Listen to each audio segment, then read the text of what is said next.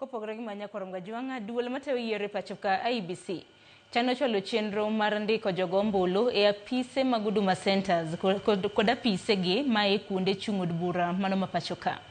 Koloso e kaunti ma Machakos bang' rango chal mar ndikruok e kaunti no. Commissioner mano mar IEBC Mary Karen Sorobit wacho ni mano en achiel kuom yore ma pod biro konyo oganda ndikore kendo chwalo kwan mar jogo kuma bende osendikore malo. Omedo jiwo rawere mar mondo mi owuog oko mar ndikore moloyo tie kinde ni modong' ma bende odong' mana ndalo adek to chenro ma kamano mosebed kitime piny Kenya mangima ibro bed ka iloro. Onyiso rawere mar mondo mi gin bende giyie mar mondo mi kik giyie mar mondo mi oti kodgi kod josiasa.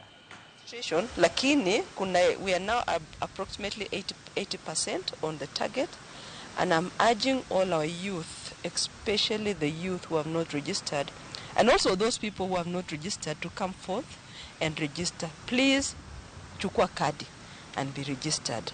As IEBC, we're here to ensure that you are able to exercise your mandate or your constitutional right of voting in the next election. As we are doing the best, our kits are open. We're even going to the market. We are going to the churches, wherever there's a gathering.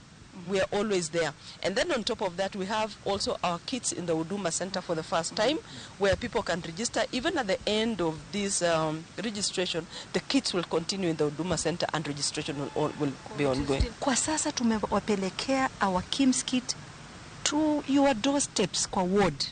Kwa hivyo tunawahimiza take advantage of the 3 days ili uweze kujisajili. Lakini nilivyosema bado tutaendelea na usajili, ila tu utakuwa sasa paka uende ofisi ya eneo bunge.